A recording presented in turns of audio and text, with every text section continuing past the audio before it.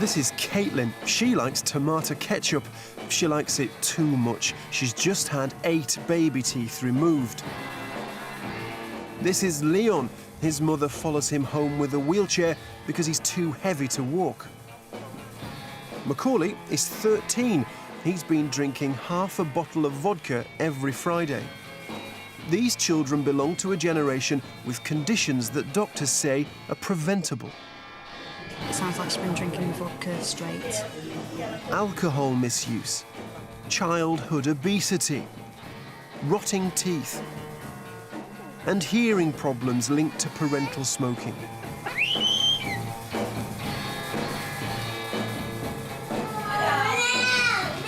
Doctors say these conditions are caused by the way children live.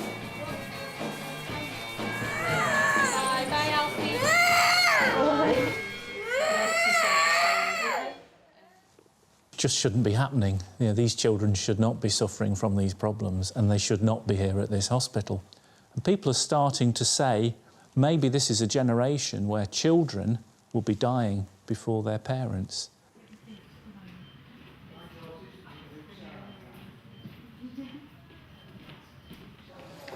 So how did we get to this stage? Well, tonight we'll be looking at the scale of preventable conditions. We'll be talking to the children who are suffering, to the staff who are treating them.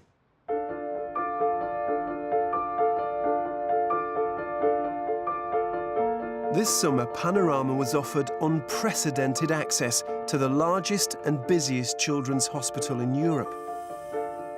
Alder in Liverpool treats more than 200,000 patients a year. Doctors invited us in to see the impact on the kids and the health service of the preventable epidemic that's costing the hospital £1 million a year. Obesity is affecting the lives of more and more children.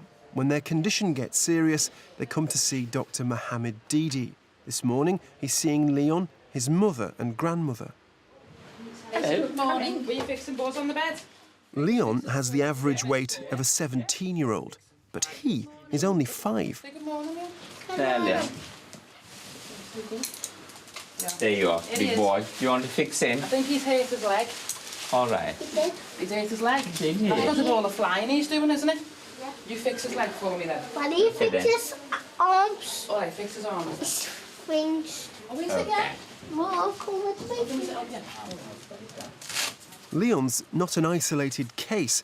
Dr. Didi is seeing bigger children at a younger age.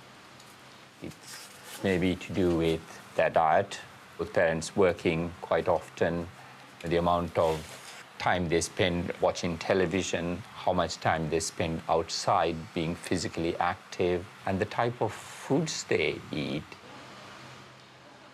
Doctors can only do so much medically. His chat with the family is about trying to find out where the problem really lies.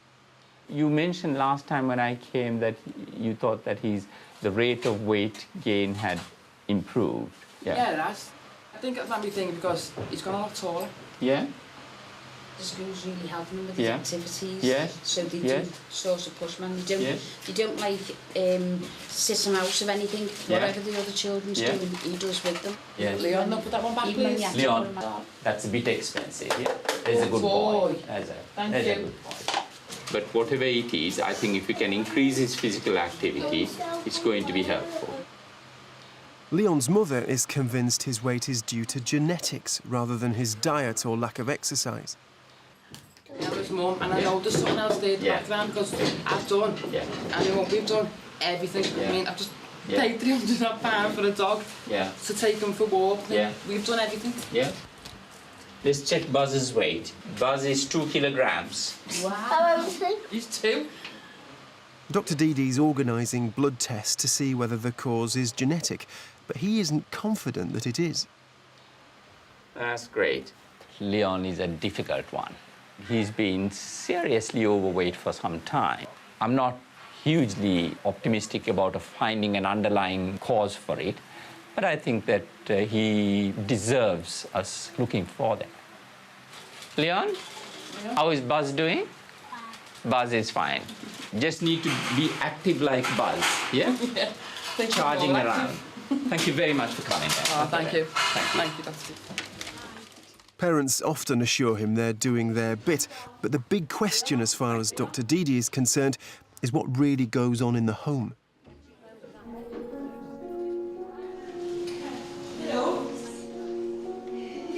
One of the hospital's busiest areas is the dental department. The main problem, widespread tooth decay. Nearly half of the 1,000 dental extractions performed here every year are in children under 6. What's her name? Shall we call her Claire? Kaitlyn is 5. She's got toothache and has to have all 8 molar teeth out. Kaitlyn has one particular weakness. She loves sweets, which I'm not denying. She does love her sweets, and she loves tomato sauce. She went through a very large bottle of wheat to herself, which is basically a family would have within 2 weeks, 3 weeks. She had it to herself. On a daily basis, I'll say that she'll have half a mug full. She's a very active child, so I think she needs the sugar more than anything else. Because she's tiny and needs a general anaesthetic, she has to have the operation in hospital. So we're just taking the molar teeth out now, upper and lower. Kaitlyn's one of 312 dental operations here this summer. Now, there could have been sweet drinks, sweets, biscuits, anything. It's just too much sugars in the diet. A number of consequences. We've now lost the baby molar teeth. They wouldn't normally drop out till about 10 to 11. So at 6 or 7, the first permanent molars arrive behind those baby teeth. They will have nothing to stop them moving forward, and so to take some permanent teeth out properly, just to relieve crowding. Dental health in the northwest is amongst the worst in the country. But of course, tooth decay is the ultimate preventable condition. It can be entirely avoided with brushing and diet. She's fine, okay? Kaitlyn. Kaitlyn, here's Mummy. Hello, chicken. You have a nice sleep? Oh, that is a big smile. She's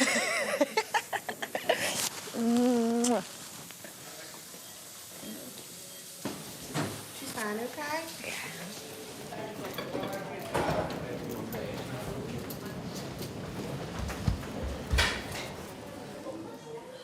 Show your mouth. Watch your hands. Wow, still got a pretty smile. Hey? Is that your teeth? It was sickening. Wouldn't expect any other parent to go through that.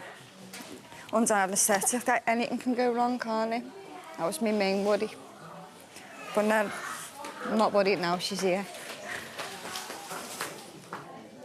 The lifestyles are going to change after this, eating-wise. And I'm just going to find out more information about everything, sugary sweets, you name it. Fizzy drinks are stopping. The lot.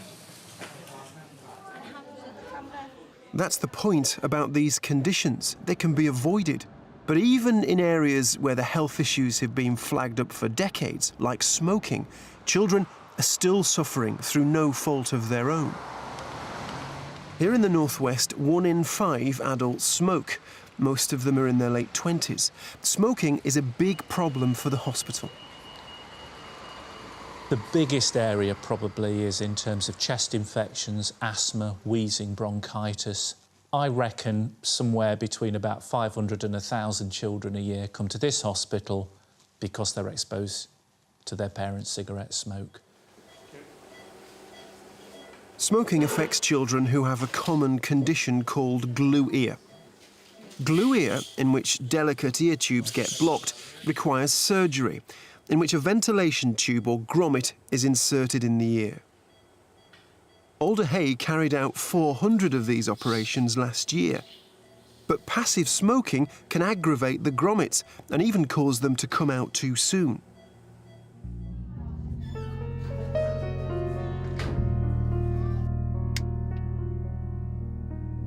The chief nurse at the ear, nose and throat clinic tries to spot smoking around her young patients. Very good. It's the smell. You can see damage to the hairs in the ear canal.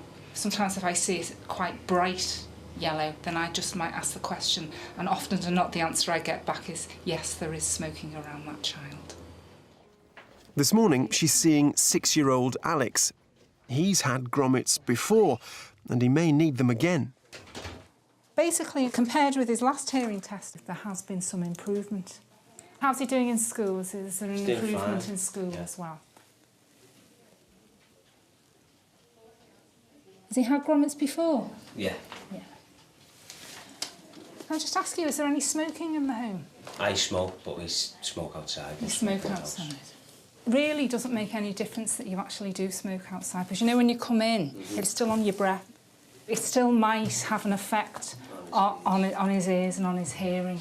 I mean, it's better. Better than inside. It's better than inside, but, you know, it's still on you afterwards for a good couple of hours. And really, every time you have a cigarette, you would have to stay away from Alex for a good couple of hours and have a shower and change your clothes every time you smoked. Alison's message has got through to Alex's dad, Peter. Didn't realise that when you have a cigarette, it actually stays on your breath and actually on your clothes, and that can affect his hearing, which you didn't know. So I'm going to try and pack in, to be honest. Like, better for me, better for him. The message has also got through to Alex. Make your lungs go black. How's school going? OK, doing well. Can hear your teacher OK? Yeah. Yeah, good, OK. 10-year-old Mark is another of Alison's patients. He's had glue ear since he was 5. Hearing problems at this age can affect all parts of his life. I'll just ask you, is there any smoking in the home? Yes, Dad does. His dad does? Yeah. Does he smoke within the home, does he? No, sorry. And they just say that actually going outside doesn't help. Right. OK. You know, and obviously, you know, it can affect, you know, Mark's ears. You know, the passive smoking, obviously, can affect his hearing. Perhaps you can take some leaflet homes for Dad? But he has tried to Has he tried? I know it is difficult. He's been on the patches. Oh, has he? I can tell by his ears that, you know, the smoke has been affecting him a little bit. If you could tell Dad. Perhaps you could tell Dad, eh? OK, then. That's lovely. Thanks very much. Bye. Bye-bye. Bye-bye. Mark and his mother are both worried about Dad's smoking. It's bad. I told him a million times why you doing this. I'll just try and have a talk to him and see if he try and give up again. Hopefully he will. 8386. Dear Doctor, Mark attended grommet clinic today for review.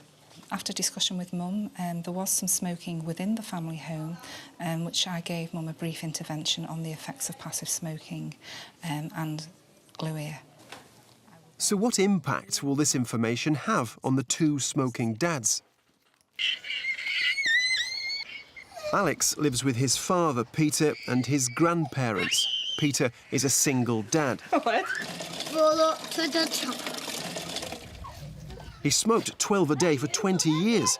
How's he getting on with his promise to give up smoking? And I have actually packed in smoking, so it's done all right, like, you know what I mean? Well, I've been without for 3 days. I had a little slip the other day, I had one the other day, because I was like, but having one in 3 days is better than having 30 in 3 days. Go on, stand up, you gotta stand up. But I do lose my temper. That is the one down part of it. I do lose my temper, like, shouting and that. Seem less relaxed. It's probably because I've got more energy. I'm not even warm. No, don't throw it on anyone. Let me do what you said. I'm not going to stop. So what has persuaded him to give up? At the end of the day, I'm 37 now, and Alex is only 6. And I want to still be here when I'm 67 and 77, because he's still only going to be young, isn't he? So that's the main reason. More so than the glue ear link and that. Just go back. I'm going back and just go anywhere now. Mark's family lives on the other side of Liverpool. His father, Stephen, refuses to accept he should stop smoking. Nobody's proved to me that I'm causing my son's illness. They might say I have, but they can't prove it. Do you see it, like, they give you leaflets and cases of liver disease and this and that? But they say that's all to do with smoking. But that could do for anything. the pollution in the air, all the car exhaust fumes, you know what I mean? So that can damage your liver as well, so they can't just blame it all on cigarettes. That's what I'm on about. They blame everything on cigarettes. Mark's mother told the nurse his dad smokes outside the home, but Dad told us precisely where he smokes. In my chair. Maybe where I'm sitting now. And sometimes if I'm going out, I smoke outside or whatever. I mean, it's just like all the time when I'm smoking, the kids are playing outside, so there's hardly no one in here.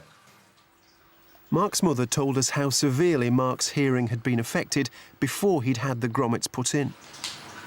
He really couldn't hear, couldn't speak. His speech would be quite slow, couldn't understand them. It was a condition Mark's dad says he hadn't appreciated. When I used to ask him for things, he pretends he's not there. Like, I just thought he's just engrossed in the film, you know what I mean, or in the computer game, so I don't really notice it until he ended up going to the hospital and he said that he needs his ears doing. A month after we filmed him and his family, we returned to see Mark. How are his ears now? Sometimes I itch my ear and it goes a bit off and I can't fix it then. About a few minutes I fix it back and I can hear better, but sometimes it does that. So when you sat here and it's gone, what's that like? A bit annoying because I can hear a bit like, but I can't hear it that good. So you can't hear the television? No, not that good. Mark's dad, now newlywed to Mark's mother, has cut down the cigarettes, but he's still smoking in his chair. People might think, you're his dad, it might be a little bit irresponsible of you to keep smoking when the doctors say stop because it's harming his ears. What do you say to that? I just say, well, so they actually give me proof that I am doing it. But the doctors are saying it. Yeah, doctors say anything. But they're treating your son. No, the doctors, it's like the government. They tell you what to do, where to do it and how to do it. If they didn't like something, they tell you it's bad for you. You're not convinced? No, not really, no. In some cases, the picture emerging is of children locked into their families' unhealthy lifestyles. They get no choice but all the consequences. When you think of tooth decay and obesity and smoking, where does responsibility lie, do you think? We could stop all of them, not with high technology medicine, but with simple things that really parents can take responsibility and authority for and make happen. School's out on the East Liverpool council estate where Sharon has come to meet her 5-year-old son, Leon.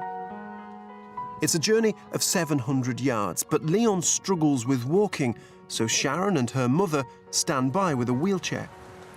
Let's see if we can make it to the grass. Once you get to the grass, I'll let you sit down. We got a competition on. See who won. Who won? I did. Did you win the day competition? You never. I did. Oh, that's brilliant. Well done. Well done. Despite Dr. Deedee's advice to increase Leon's physical exercise, Sharon thinks she can't make him do any more than he already does. All right, then, do you want to sit? Do you want to sit now? Do you want to have a little sit? How much more activity have I got to increase on a 5-year-old? At the end of the day, he's 5. He's not 18 and can go running 6 miles and go in the gym and all that. I'll push Leon to his activity until I know Leon's breathing is getting affected, then I'll stop. Sharon doesn't think Leon's weight is down to what he eats. She believes it's a genetic problem that hasn't yet been diagnosed. There's that many cures for everything, so surely they've got to find out what it is. It might turn out that it's going to be nothing. Leon might get to 18, whatever, and be this 6-foot lad who's built like that. Then fair enough. But until he's that age where I know he's going to be like that, then there's got to be something there, hasn't he? There's got to be. What colour are you going? The blue ones. So what have we got to look for first? The blue ones. His mother insists Leon's diet is healthy. As we film for 2 hours, we see how hard she works and the difficulties she faces. He's left his piece of birthday cake in school. It's his bag on the wheelchair. Wait, excuse me. Stop that. Okay. I don't want to look for me. Calm down. Count to 5, okay? And calm down. Have you calmed down now? Oh, right. Okay. Is it in this bag? No. Yeah, look, is it in this one? No. Well, yeah, how about... Listen. No. Listen. How about strawberry, apple, orange, banana, all chopped up in a bowl, and don't give Amy none? No. OK. Well, I never let my cake. Don't you want me to go and get you some in a minute? No. OK. Listen. Do you want to wait for 20 minutes and then we'll go and see Reese? So glad I had a hole in it. Well, you can't see Reese if you can. What's that what you're looking for? Please. Say? What'd you say to Nanny? We had a bit of a thing because Leon wanted chocolate cake. Leon's not used to having chocolate cake. But it was a party at the school. Now, I am not going to Leon's school and saying Leon can't have that party because he's not allowed there. I am not going to isolate him any further than what he already gets isolated as it is. Within minutes of eating the cake, Leon's mother was offering him another snack. Weetabix and strawberries? Weetabix and... I'm talking to you. Weetabix and strawberries on? Yeah. Or banana? Leon? Leon? Do you want me strawberries on or banana? Leon's mother is fiercely defensive of what she feeds her son. There you go. I just wish someone would put a camera in the corner of my house and watch my son, then come back and tell me I'm doing something wrong. Because I guarantee they won't find nothing. Guarantee. Mushy peas? Yeah, mushy peas. Okie dokie. We'll don't eat the broccoli, we'll eat the rest. All right, I'll take the broccoli off. Fish. That's the thing.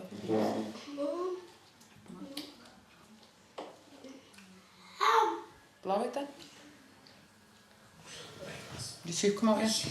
There's lump in my hair. Have you told you've got your new teeth? You're getting new front teeth, aren't you? I got new teeth.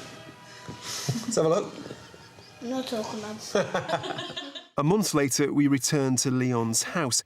Could Sharon be sure she wasn't overfeeding him?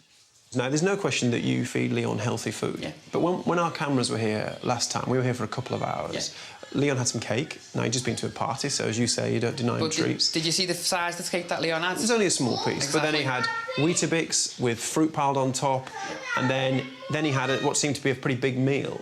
I mean, seemed to me to be quite a lot of food in 2 hours. No, why would that be a lot of food when the Weetabix is fibre with this fruit on? So it's not on this Weetabix anyway. And it was fish, mashed potato and veg. So how is that a high intake food? But that could be the problem, couldn't it? That although he's getting good food, he's getting a lot of it. No. I'm not a doctor, but it struck me as quite a lot of food in a short period of time. And was it chips and pizzas? No, it wasn't. It was all good, healthy food. And you are clearly a good, healthy mum, but you could be luring him too much. You could be giving him loads of food that's good for him, but a lot of it. Is that potentially an issue? No. No, it's not an issue. At the consultation, Dr. Didi had encouraged her to give Leon more exercise. So why was she using a wheelchair? But a 5-year-old boy, should he have a wheelchair? He should be able to walk. Well, if there's a 5-year-old boy weighs 10 stone odd, answer me that. But wouldn't the exercise help reduce the weight? Isn't it the other way around? No. Leon does get exercise. That's what I'm saying to you. Leon does get exercise. Leon can go for a walk. Leon can be out all day. I saw Dr. Didi, and he was urging you to encourage more and more exercise. Yeah. And then the next thing I saw was Leon in a wheelchair. And I think people... halfway home from school after spending all day in school? He did, but he's a 5-year-old lad, isn't he? Leon's use of a wheelchair came as a surprise to Dr. Didi. I was not aware of this wheelchair till it came to light about a month ago, and I hope to take this matter up with Leon's mother. I think it's an unhelpful thing to have that wheelchair. His weight does limit his physical activity. That is accepted, but I think that the wheelchair is unhelpful, and I need to win her over to handing that back. The thing is, the situation is getting worse. Nationally, childhood obesity is on the rise, particularly in boys under 10. And it's a serious condition. It can lead to diabetes, heart disease, even premature death. The general health of children and adults has improved, but maybe if we can't reverse this for the first time ever, we'll start to lose ground and adults will be dying younger. And the thought of, 50-year-old person dying when they've got 80-year-old parents. That's the sort of thing that we're talking about. There are drastic solutions to obesity. This is lunch for one of Dr. Didi's other patients. Zoe is 16. A year ago, she became the youngest person to have bariatric surgery on the NHS. The gastric bypass operation reduced her stomach to the size of an egg. And now, she can't eat portions bigger than this. It wouldn't go down my body, it'd just get stuck in my throat. And then you'd just be sick. It's a high-risk, highly controversial procedure and is only considered for young people in exceptional circumstances. Dr. Didi believes Zoe's life would have been in danger if she hadn't have had the operation. Any risks from surgery were less than the risks from leaving her untreated. She was well over 200 kilograms. That's well over 400 pounds. And I thought that we needed to bite the bullet and go for it. And I think so far it looks as if that was the right decision. But that's not a decision to be taken lightly. Alder currently doesn't provide this surgery, and Zoe, her mother and Dr. Didi worked hard to get the operation, which was carried out in Sheffield. It's given a brand new lease of life. Zoe's never in. She's more bubbly. She's more outgoing. She's got quite a bit of confidence now, which she never had. I did weigh all the options up, what can happen, the side effects, but there's a lot of risks in. Anything can. She's worth more.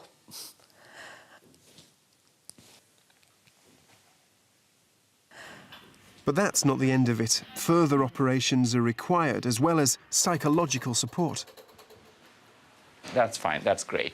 You want to come across? Sometimes she's crying and she doesn't know why she's crying. She was crying the other day. Zoe, I'm sorry to hear that, and I didn't know about this. Later this year, Zoe will undergo plastic surgery at Alder to remove excess skin tissue. You've made huge progress. You're now walking really more than most girls of your age would do. Mum has just told me that you walk from here to the old swamp. That's quite a good distance, and every day. That's great. I think you've lost 27 kilograms in the past 9 months. That's a huge amount. Shall I get down a little bit further? Obesity is a national crisis. 1 in 10 5-year-olds are obese. More than 5,000 adults and children were admitted to hospital last year with the condition. It's likely the NHS will struggle to cope with the growing bill for treating obesity. Zoe's mother says she doesn't believe Zoe's weight is the result of overfeeding at home. What she ate was what I give her in the house, which was a healthy option. What she done outside, I had no control of. If she was in school or just going to the shop even for a walk, I didn't have control of that. Zoe's case apart, Dr. Didi says overfeeding is often a major cause of obesity. I think it's to do sometimes with mothering. There are some complex dynamics in families where that sort of thing happens. So obesity could be, rather than a lack of caring, it can be kind of over-loving, loving too much? Yes, without appreciating that it is going in the wrong direction. Sometimes that is so.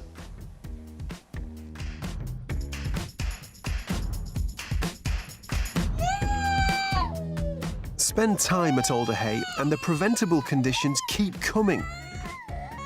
Alfie is 3 years old. Today he's come into hospital to have 9 baby teeth taken out. His teeth have rotted because of his favourite treat. Alfie actually is quite fond of lollipops. He can eat anything between 4 and 5 lollipops a day. And it's just a genuine, normal lollipop. Like chub pop, chubba lollies or stuff like that. As soon as he wakes up, he'll have a lollipop. Not open, he won't eat it. He'll have his breakfast and stuff like that. I don't normally give sweets, do you know what I mean? But if it suffices and then shuts him up, he'll just happy walk around with it. And it's not only lollipops. Alfie's been going to bed with a bottle and not brushing his teeth before he falls asleep. Alfie had the bottle all the time. It's just like a comfort for him. As soon as he's crying, he's got to have the bottle. As soon as he goes to sleep, he has to have his bottle. Alfie's mother is full of guilt. I feel absolutely terrible. I feel like it's my fault. And I'm going to cry in a minute. So.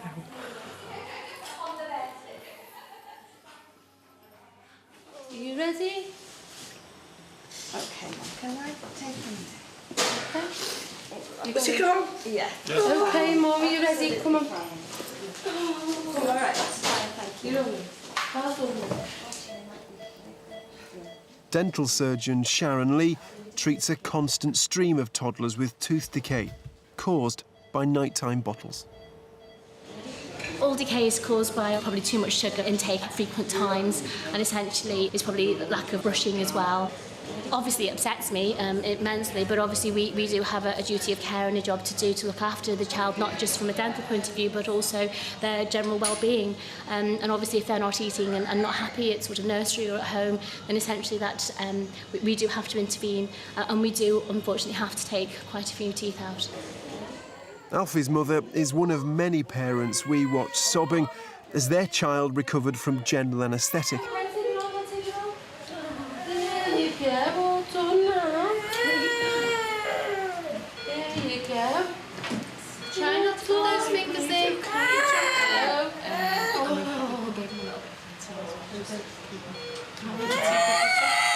Quite a few. All the teeth that... Yeah, matey. I went and had a ciggy and cried my eyes out. Phoned my friend and cried my eyes out. Just came back here and waited. It's horrible. Horriblest thing I've ever had to go through in my life. Just watching him go asleep in your arms, and he's just helpless, isn't he? It's... No more sweets for you, mate. Is there? And that's a promise voiced by several of the parents we filmed. So what happens to these promises?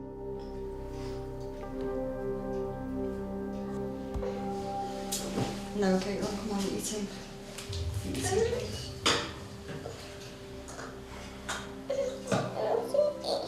don't have to eat it, can you just sit there with the boys then? Until they've finished. Go on. Kaitlyn is the 5-year-old girl who had 8 teeth removed because of her fondness for sweets and tomato sauce. But without the ketchup, Kaitlyn's finding vegetables pretty unappealing. Come on, Kaitlyn. Do you want some cake? Eat a little bit of mushroom, please. Go on. Oh, be a good girl. You be good. Kiss at me. Do you want me to sit you down? Have the same fight every day. Don't we? Hey?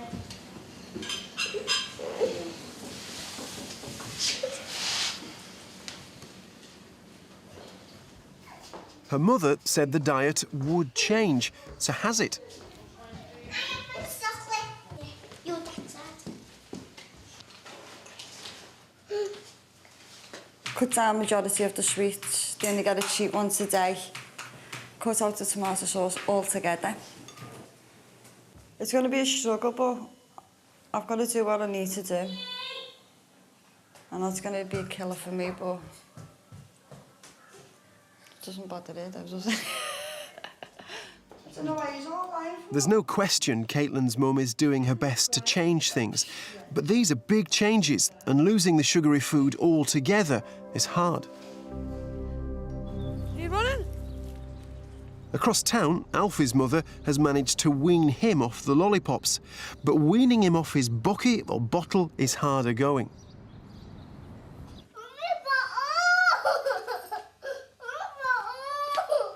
This is Alfie.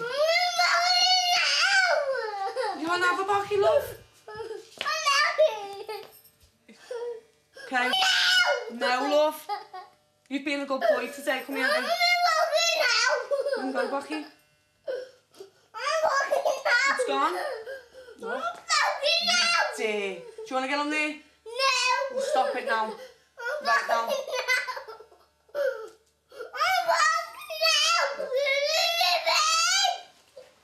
Sit down. You can't have a bottle of it's all gone.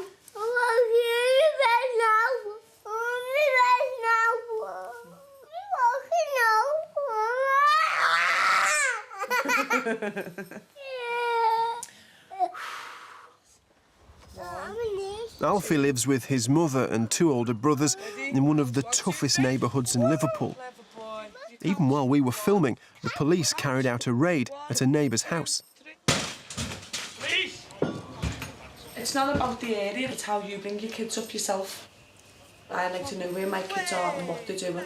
As long as I do that and make sure they go to school and they don't bunk off and stuff, I think they'll be fine. It's more about the upbringing than anything, isn't it?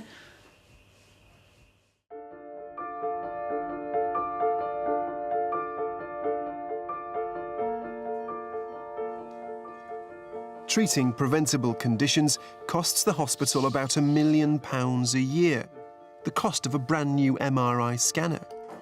It also puts enormous strain on the theatres. We can't cope with the pressures that we've got already. Day case especially, dental, ENT, orthopaedics, we're struggling on for the bigger cases, but it's the day cases that we need a faster turnover. Alder operating theatres are already running at 97% capacity.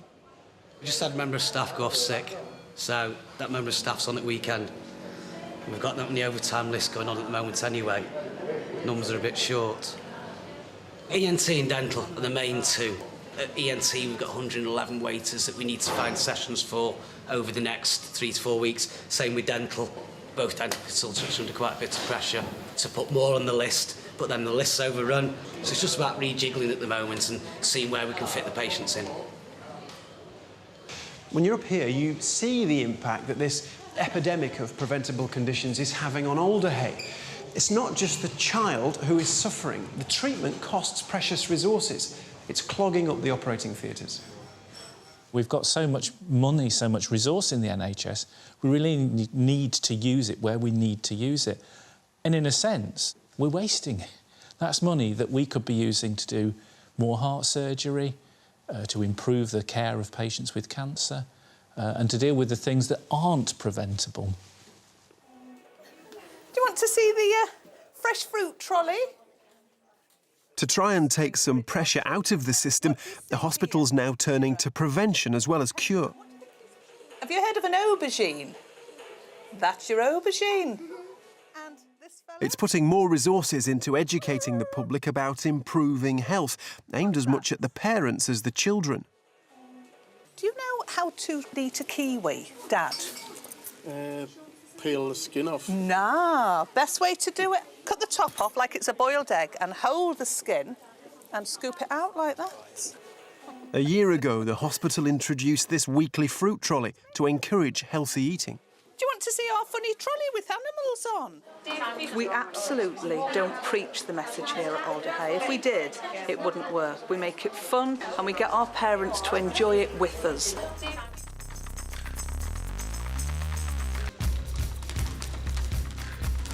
This is the Goals programme, and it too is about prevention. Backed by the hospital and the council, it targets children with weight problems. Nationally, £275 million is being spent on the Change for Life programme to improve diets and exercise. Here, it's intensive, 18 sessions in gym and classroom. We're talking about making small changes to the child's physical activity behaviours and to their eating behaviours. And parents obviously play a key role in that. They control what food comes into the home. They control what activity the child can do outside the home. But it's also about looking at the parent's own behaviour as well. They're not trying to blame parents, but they do expect them to take responsibility. One of the things that they need to learn to do is say no to their child. Because a lot of parents we see, they feel like they're depriving their children if they're not giving them those high-fat, high-sugary foods. Do you remember we've said about the importance of our fruit and vegetables, haven't we? And how many should we eat every day? 5. Yeah, try and eat 5 a day, OK? So when we say we should eat 5 a day, how do we measure then how big one portion is? Can you remember? Yeah. 11-year-old Lawrence and his grandmother have managed to get on the scheme. It's just good, better than sitting in the house, isn't it? I used to go to cadets before this, and I find this a lot more entertaining. So, is there any here that people haven't tried before? Papaya. The Sharon fruit? The papaya and the Sharon fruit, OK? Before you put it in, take it off your feet. There you go. Lawrence's diet used to be very different. Unhealthy foods like noodles, golden drummers, turkey burgers. But now I know, even though I don't fry them, it's better if they're oven cooked. So I could have those things, but only on a Saturday. Do we all need to have a try, so? No. A little bit more. Go on then, do you want to press that on? Lawrence comes with his grandmother because his mother works. They've all had to change their eating habits. Because a lot of the time, I'd let them have what they wanted. Now, I won't let them have the crisps or the biscuits. And we used to cook together, we cook cakes. But now we cook meals instead of cakes. Is that a bit thick? Yeah. We can just... First one was nicer, but too thin. There's a lot at stake for Lawrence. He says his weight has made him a target at school. They call me fatty, they call me everything like that. But that's just primary school, so I've came here to improve it for when I go up to secondary, in case it gets worse one day when I go up. Chili chicken and curry noodles. Boy, that sounds good. At home in West Liverpool, Lawrence's mother downplayed the name-calling. They're all as bad as one another. All the kids sort of have a little go at each other. And I don't think it's ever been done in a really malicious way. His mother says she's always offered Lawrence a healthy diet, but concedes there may have been some secret snacking. I do think there's been times where, because he's not allowed the sweets and things like that, that he has secretly ate things, a little biscuit here or a little biscuit there. Whether he's still doing it, I must admit I haven't found any evidence. There's nothing left around, just in case he does. Probably about when I was 6 or 7, if I felt hungry, I would. Biscuits, mainly. If it was a custard cream, obviously, yeah, because you know they're lovely, and if you know where they are, you're gonna wanna sneak one or two.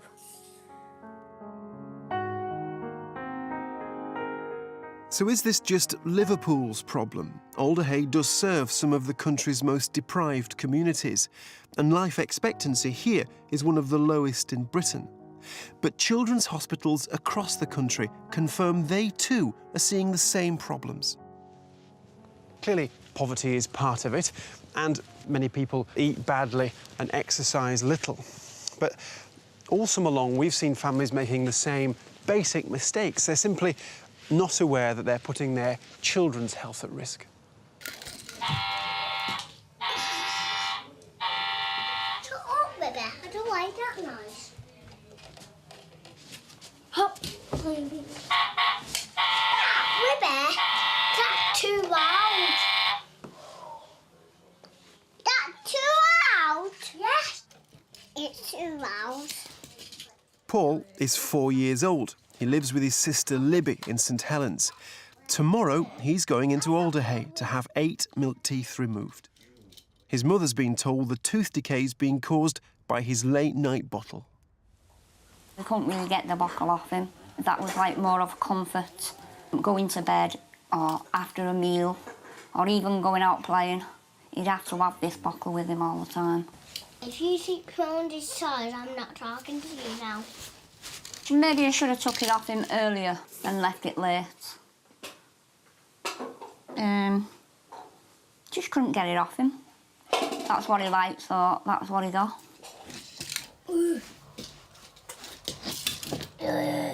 Rachel was unaware of the risk of decay.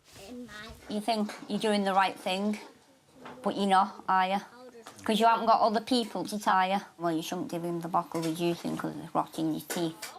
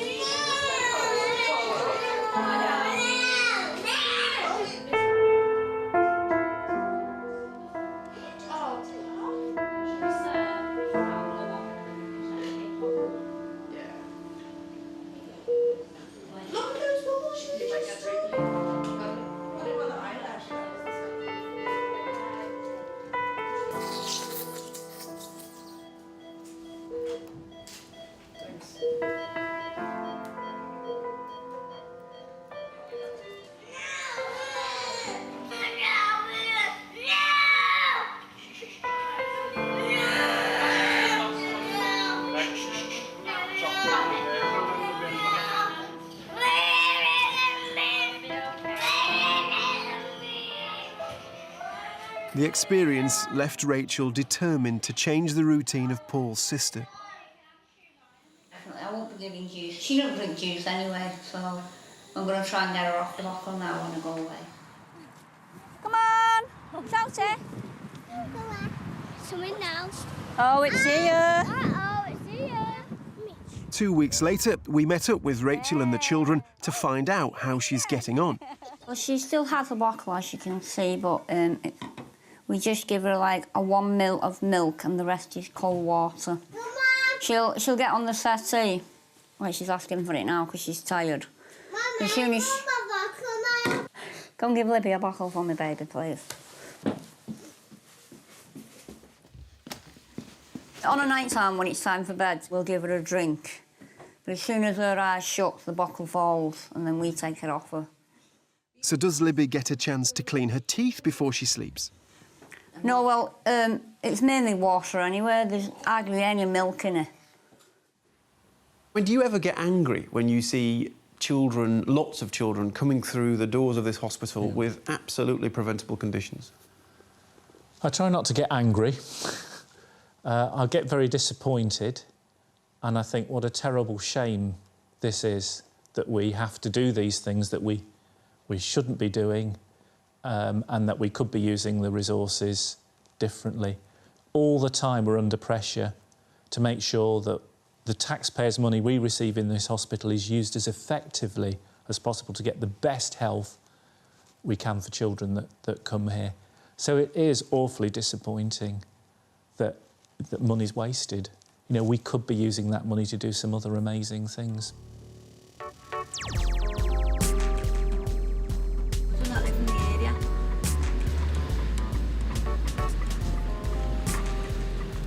Friday night on a South Liverpool housing estate, a mother is looking for her 13-year-old son. Hiya, lads, you all right? You see Macaulay anywhere, lads? People around the area tell me that he drinks. At the moment, I don't know what to believe. But he said, yes, he drinks. I've asked him, yeah. And I don't agree with what he does. But you can't stop when you're not there, can you? Let he drink bottles of vodka and stuff like that. And bottles of Blue Wicked. Beers, cider. Anything really. What do you get? Kelly's son, Macaulay, has an antisocial behaviour order. His mother puts his troubled behaviour down to his drinking. If you see him, tell him we're looking for him. Got a lighter on you? OK, Sand, how's he been today? He must be good, mustn't he? Haven't you got this one? Can't give kids ciggies because I'm doing a film, aren't I? Not allowed to give kids ciggies, am I? Yeah, but that's his little boy. See Macaulay anywhere, love? What? Macaulay. Have you seen him anywhere? Asbo boys. Yeah, that's what they're doing it for, looking at all Asbos and stuff. Yeah, well, I've got an Asbo and a Cres and I'm going on there right now. Have you? Yeah. See, sorry about that camera.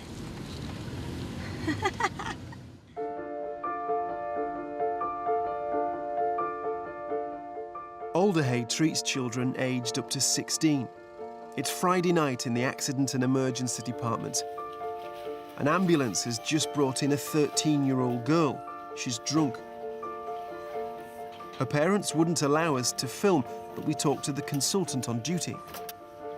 So she's quite out of it at the moment. So her parents have arrived and we'll ask them about, past incidents or other medication she's taking or anything, and wait until she's a little bit more coherent and she's stopped vomiting. It's a familiar sight on Fridays.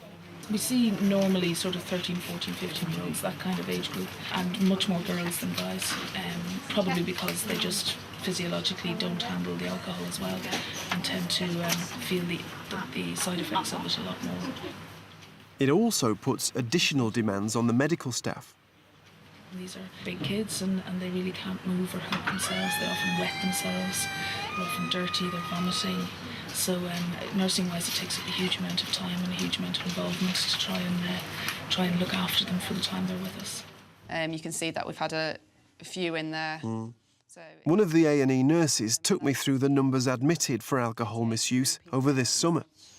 We started at April, that's when our summer sort of begins, and as we go down the list, basically you can see there's a pattern that over weekends we get like a little clutch on a Friday, Saturday and Sunday. There's 4 there, isn't there, in just one weekend? Some are very, very drunk and have just come in purely because they've been found collapsed out on the street due to alcohol, and some of them come in because they've injured themselves when they've been out drinking. And as you can see by our numbers, the majority are young females. We've got 30 young females came in during that period compared to only 8 males. In South Liverpool, Macaulay's now back at home. His bike's got a puncture and he's come back to mend it. We asked him about his drinking. Buy a bottle of vodka every week. It's £10 a bottle, innit? We get people to go in, stand outside the shop, just drink around the streets. It's just boss. It just makes me feel better. But his mother sees things differently. It makes him an angry person, I think, and all his anger comes out when he's drunken, and people see a different Macaulay to what we see. And I don't know what it is. When he steps out the house, he completely changes. Do you know where you've had it? Is it to fix the puncture? No, you didn't know me pump. Is it in your room? Am I supposed to know? I'll go and have a look. Do you have to throw the washing everywhere, you know? You're not looking. The washing. I'll go and find it for you. Stay. Hurry up then. Black masking tape? Yeah. Macaulay says he gets the money from his mother, something she denies. Sellotape too, yeah? Pass me it? Yeah. Getting excited now, aren't you? Shut up. Weirdo. Well, I don't buy alcohol. I don't give him money for alcohol. No alcohol allowed in this house. No one drinks in this house.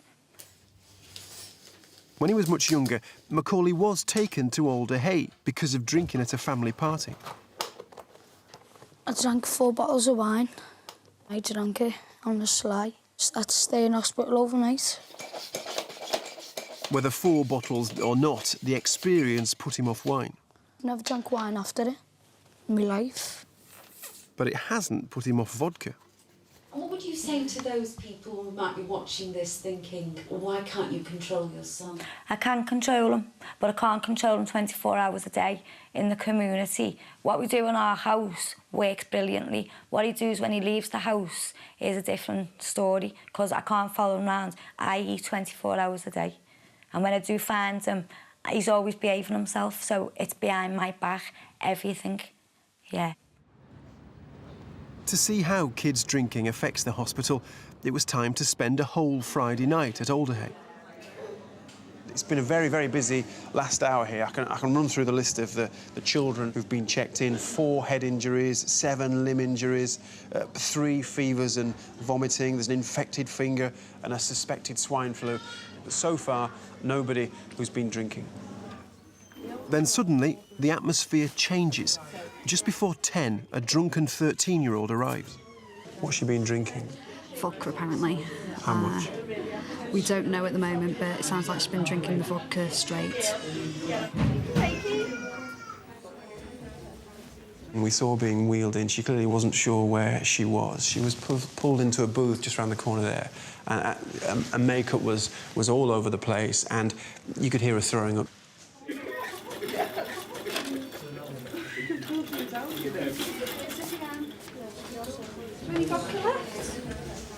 We know a bit more about what had happened to her. She'd been drinking in a park, very near here, actually. Her friends had become concerned about her, concerned about the state she was in, and they brought her here. And since she's been here, really, she hasn't stopped being sick. And her mum's on her way down at the moment. Her mother asked us not to show her identity, but we watched nurses attend to the drunken teenager as other families with sick children looked on.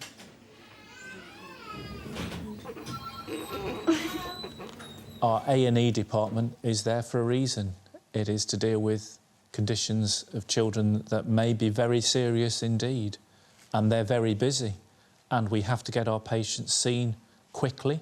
We want them sorted and either back home or into the hospital if they need to be. So if we're dealing with drunk children we don't need to be, that's, again, wasting our time.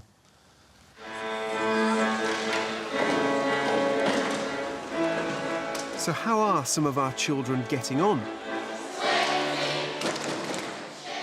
Lawrence, the boy who is battling his weight, is doing well.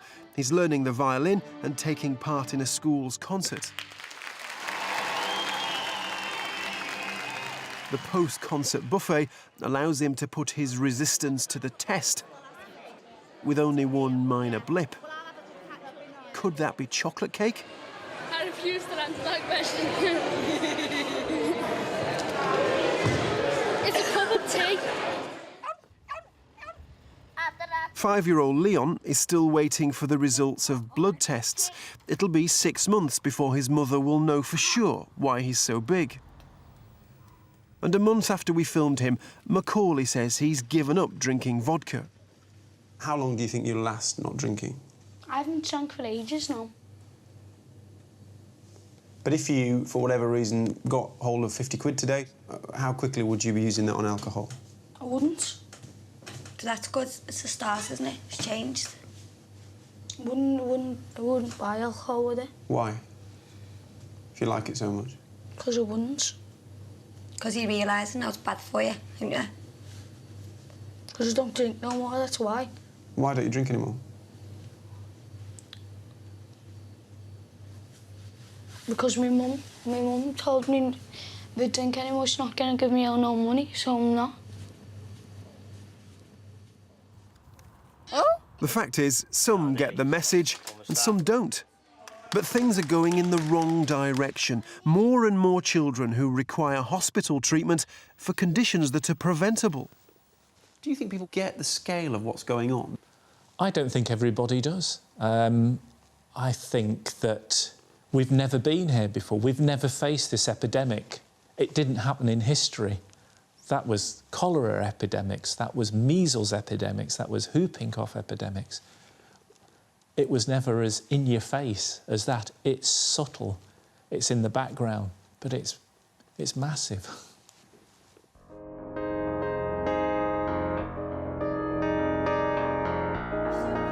Another morning at Alder. Tasha has arrived to have baby teeth taken out. She's only 2. Just another day in the life of a hospital whose patients are telling us something worrying about the way we live.